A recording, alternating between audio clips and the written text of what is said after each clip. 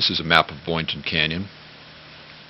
The box on the left highlights the area we're going to be hiking in. The box on the right is the Capitol Butte area.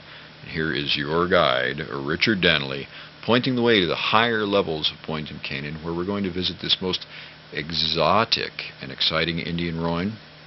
We have a view of it from below, looking up the cliff. Now we understand these dwellings were abandoned approximately 700 years ago. Now we're up in the ruin, examining the rockwork, and you can tell when you see the mud in between the rocks that it's actually an ancient wall that was built by these people who disappeared many centuries ago. Here's a close-up of one of the walls, and if you looked close you could see the fingerprints of the original builders still in the mud. These ruins are very well preserved. Here is a wall that's been restacked. These bricks, or rather rocks, have been restacked up there. And here I am examining the area. It's a beautiful view, amazing views we'll see in a moment. And over here on the side I spy an interesting artifact. Yes, indeed, it's a 700-year-old corn cob. And we can imagine that this corn cob is really actually 700 years old. That all these little artifacts that we're going to be examining were probably abandoned by these same people who lived up here so many centuries ago. All artifacts are protected by law, and I don't recommend taking them. It's bad karma. But here we have a few interesting items that have been left behind by other adventurous souls. There's an agave needle. It can be used for sewing. It's got natural fibers attached to it, and of course punching holes. This is a little display of various pot shards that have been left behind up here. Attractive little tokens, but as I said, it's always best to leave them behind for other people to admire, and really energetically not a good thing to take. This is a jawbone. It was probably part of someone's meal centuries ago. That's right. Here's an incredible view looking out from the ruin. Look at that big tree. That's a very large tree. Here's an interesting monolith that's in the same area, actually, really attached to the same formations, and that there is a ruin in the base of that monolith. We're going to focus in on it for a moment, magnified pretty highly. We can't see much through the trees, but in fact there is a ruin in the base of that monolith. What a trippy place to live. Here's the monolith from another angle, and now we're looking down the canyon. And here is my hiking partner Zeke giving us the high sign on the other side of the canyon. He's enjoying the view. Yahoo! Look what we see down yonder. That's right. It's Bell Rock, about 10 miles away. And we turned our little video camera up all the way. We've got it magnified as much as it'll go. And there's Bell Rock. And to the left, of course, we see Courthouse Butte. We'll return for another view in a moment. Here we get another nice shot of the canyon, and you can see that there are trees coming up from below. This gives you the idea that we're actually on a higher level, and we're looking down into the deeper part of the canyon there. There's that mountain. It has the Enchantment Resort is on the other side of that mountain. I might call that the Pyramid Mountain. I wonder why. I guess it has that shape sort of from this angle. Now we're going to look down the canyon one more time.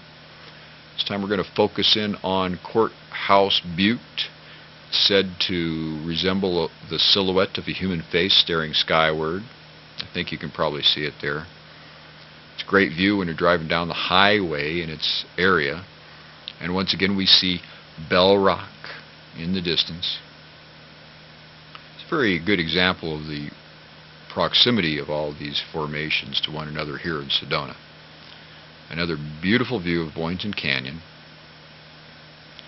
Looking up to the side, we see this incredible formation. That's one of the things that makes Sedona so beautiful, this sort of solid rock filigree on the edge of the cliffs, a little bit of that quantum foam, as it were, at the edge of the fractal. Now we're looking down the canyon into the deep crack of the deeper canyon. I want you to understand that. Can you see the trees coming up from below? All right, there's the formation my friend had been standing on a moment ago, and here's the route we took climbing up. It's really straight up, and there's cactus right at the bottom, so if you slipped, ouch. Don't do this at home, kids. Okay, here is another good view of the ruin as it is up in the cliff. Very well situated. I mean, it's what we would call picturesque. Absolutely. Looking at the walls very close. Having a little fun with the video camera there.